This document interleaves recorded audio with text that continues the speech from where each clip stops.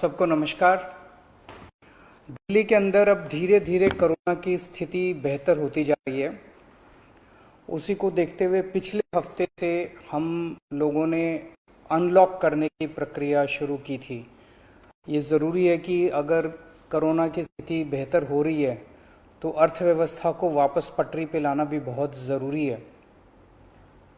पिछले हफ्ते हमने कंस्ट्रक्शन वर्कर्स और फैक्ट्री, ये दो सेक्टर्स खोले थे। पिछले एक हफ्ते से कंस्ट्रक्शन एक्टिविटीज़ और फैक्ट्री दोनों खुले हुए हैं, लेकिन कोरोना की स्थिति अभी कंट्रोल में है। पिछले 24 घंटे में लगभग 400 के करीब केस आए हैं। 500 से भी कम हो गए अब केसेस। 400 के करीब केसेस आए हैं और 0.5% के करीब पॉजिटिविटी बची है, संक्रमण दर बची है। तो स्थिति काफ़ी कंट्रोल में है और भगवान करे ऐसे ही कंट्रोल में रहे। तो ये वाला जो लॉकडाउन पिछले हफ्ते ऐलान किया था वो सोमवार को सुबह 5 बजे तक है। उसके आगे भी लॉकडाउन जारी रहेगा, लेकिन काफ़ी सारी और एक्टिविटीज़ में रियायत दी जा रही है, उनको खोला जा रहा है।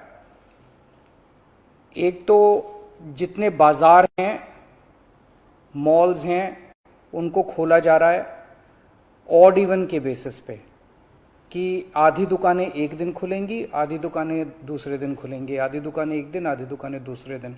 10 बजे से सुबह 10 बजे से शाम को 8 बजे तक दुकान नंबर के हिसाब से, ऑड इवन के हिसाब से दुकानें खोली जाएंगी। दूसरा, जितने दिल्ली में सरकारी दफ्तर हैं, उन सरकारी दफ्तरों में ग्रुप ए ऑफिसर्स जो हैं वो 100% काम करेंगे और ग्रुप बाकी उसके नीचे वाले जो हैं वो 50% काम करेंगे।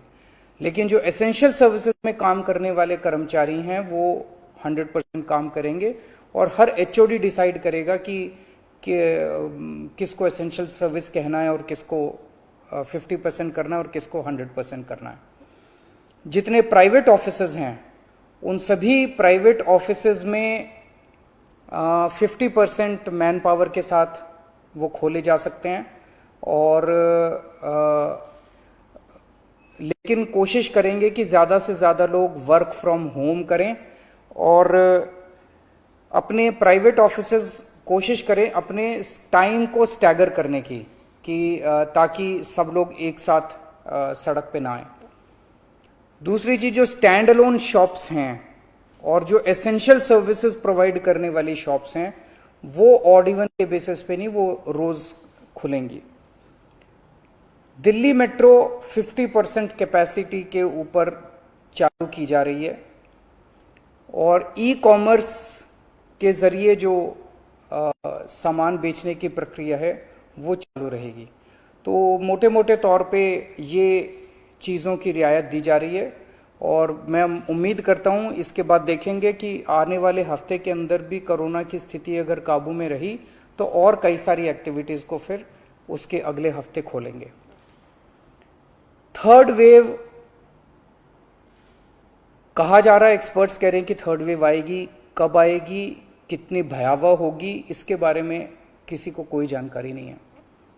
लेकिन एक जिम्मेदार सरकार होने के नाते हमारी जिम्मेदारी बनती है कि उसकी पूरी तरह से हम तैयारी करें, ताकि अगर थर्ड वेव आती है, अगर बहुत भयानक होती है, तो सरकार उस वक्त जनता के लिए तैयार हो। इसकी तैयारियां पूरे जोर शोर से दिल्ली सरकार के अंदर चल रही हैं और कल लगभग 6 घंटे तक मैंने 2 अलग अलग मीटिंग ली, एक्सपर्ट्स के साथ बात की, जिन ऑफिसर्स ने अभी कोरोना के दौरान काम किया था उनके साथ बात की। हमने 2 कमिटीज़ बनाई हैं, उन दोनों कमिटीज़ के साथ मैंने बहुत डिटेल में चर्चा की। एक चीज़ हम लोगों को ये तय करनी थी, इस बार कोरोना की जो पीक आई थी, मतलब एक दिन में मैक्सिमम कितने केस आए, लगभग 28,000 के करीब केसेस आए थे एक दिन में, 22 या 23 अप्रैल के आसपास।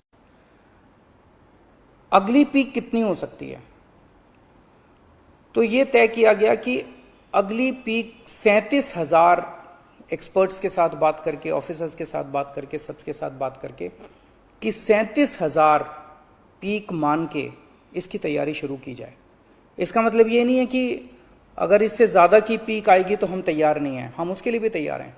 लेकिन एक तरह से 37,000 के बेस के ऊपर अगर हम तैयार हो गए तो फिर अगर उससे भी कहीं ज़्यादा पीक आती है तो उसकी भी तैयारी हम लोग, उसकी भी, अगर 37,000 की तैयारी हमारी है तो फिर मान लीजिए और ज़्यादा आती है तो उसकी तैयारी तो होगी उसके लिए हम ज़्यादा तैयार हो पाएंगे। तो 37,000 को एक तरह से बेस माना जा रहा है। 37,000 की पीक की तैयारी के हिसाब से अब सारे कैलकुलेशंस किए जा रहे हैं कि अगर 37,000 की पीक आती है तो कितने बेड्स की ज़रूरत पड़ेगी, कितने आईसीयू की ज़रूरत पड़ेगी, कितने उसमें से बच्चों वाले होने चाहिए, कितनी ऑक्सीजन की ज़रूरत पड़ेगी, ये सारी चीज़ें, अब कितनी दवाइयों की ज़रूरत पड़ेगी, ये सारी चीज़ें अब कैलकुलेट की जा रही हैं। एक पीडियाट्रिक टास्क फोर्स अलग से बनाई गई है। वो पीडियाट्रिक टास्क फोर्स ये तय करेगी कि जितने हमारे ऑक्सीजन बेड्स होंगे उसमें से कितने बच्चों के होने चाहिए, जितने आईसीयू बेड्स होंगे उसमें से कितने बच्चों के होने चाहिए। जो बच्चों के होंगे उसके लिए फिर अलग किस्म का सारा इक्विपमेंट होगा, उसका अलग किस्म के मास्क होंगे, अलग किस्म का ऑक्सीजन का मास्क होगा, उसकी सारी चीज़ें अलग होंगी। वो पीडियाट्रिक टास्क फोर्स बना दी गई है कल, वो अलग से अपनी तैयारी करके अपनी रिकमेंडेशंस देगी। इस बार ऑक्सीजन की बड़ी कमी हुई थी और ऑक्सीजन की कमी की वजह से हम लोगों ने देखा कि कई बार ऐसे हुआ था जब ऑक्सीजन बेड्स नहीं मिले थे, ऑक्सीजन के लिए काफ़ी संघर्ष करना पड़ा था।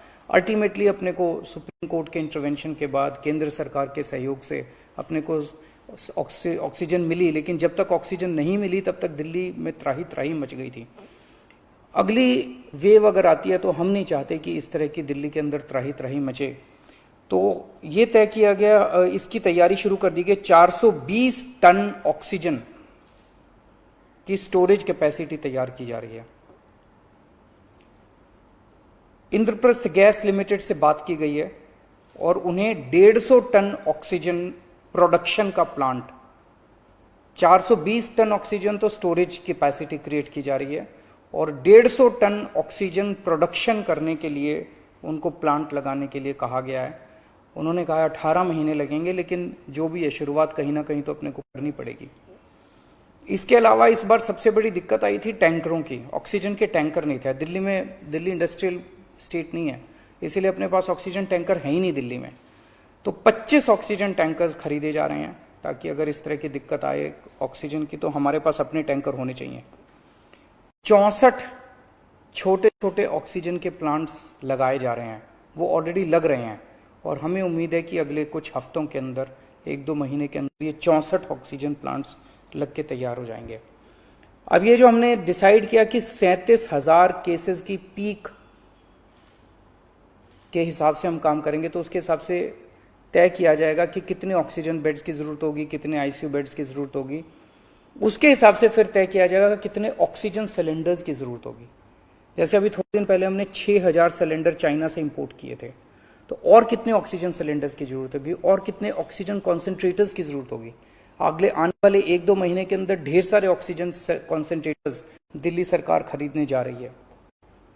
दवाइयों को लेकर 2 अहम निर्णय किए गए। एक तो ये कि इस वेव में ये देखा गया कि व्हाट्सएप खूब तेजी से, व्हाट्सएप के ऊपर दवाइयां खूब तेजी से प्रिस्क्राइब की जा रही थी और उसके ऊपर मतलब बात फैल जाए कि ये दवाई बड़ी अच्छी है, तो पूरे समाज के अंदर, पूरे शहर के अंदर, पूरे देश के अंदर उस दवाई की अफरा तफरी मच जाती है। तो एक डॉक्टर्स की और एक्सपर्ट्स की टीम बनाई जाएगी। अगर किसी दवाई की डिमांड होती है तो वो डॉक्टर्स एग्जामिन करके बताएं कि इस दवाई से कोरोना में फायदा होगा कि नहीं होगा। अगर डॉक्टर कहते हैं होगा तो सरकार उस दवाई को मुहैया कराने की कोशिश करेगी, और डॉक्टर अगर कहते हैं कि ये दवाई बिल्कुल बेकार है, इससे कोरोना में कोई फायदा नहीं होगा और लोग इसके पीछे भागना बंद करें, तो जनता को उसके बारे में जागरूक किया जाएगा कि इस दवाई के पीछे भागना बंद कीजिए। एक ये। दूसरा, जो जो इंपॉर्टेंट दवाइयां हैं उनकी लिस्टें बना ली गई हैं, उसका कितना बफर, कितना स्टॉक चाहिए होगा उतना बफर स्टॉक क्रिएट किया जाएगा। एक्सपायरी डेट्स किस दवाई की कितनी है, एक्सपायरी डेट्स को ध्यान में रखते हुए उन सभी दवाइयों का बफर स्टॉक क्रिएट किया जा रहा है, ताकि अगर जरूर, और प्राइवेट अस्पतालों के भी आदेश दिए जा रहे हैं कि वो भी अपने बफर स्टॉक्स इस तरह से तैयार रखें ताकि अगर महामारी आती है तो हम उसके लिए तैयार रहें। इसके अलावा 2 जीनोम सीक्वेंसिंग लैब्स बनाई जा रही हैं एलएनजेपी हॉस्पिटल में और आईएलबीएस में, ताकि हमें भी पता रहे कि दिल्ली के अंदर जो भी वेरिएंट आ रहा है वो वेरिएंट कौन सा वेरिएंट है, पुराने वाला है या कोई नया वेरिएंट आ गया है, और हमें इस बारे में क्या एहतियात बरतने की ज़रूरत है, हम एक्सपर्ट से पूछ सकते हैं। तो ये बहुत सारी चीज़ें कल चर्चा हुई, ये कुछ चीज़ें मैंने आपको बताई हैं और आपको यही आश्वासन देना चाहता हूं कि आपकी सरकार पूरी तरह से 24 घंटे लगी हुई है इसमें। मैं उम्मीद करता हूं कि अब कोई तीसरी वेव नहीं आनी चाहिए, उसके पहले हम कोशिश करेंगे अपने लोगों को वैक्सीनेट कर दें, लेकिन अगर तीसरी वेव आती है तो लोगों को तकलीफ नहीं होनी चाहिए, इसके बारे में हम पूरी कोशिश करेंगे। नमस्कार।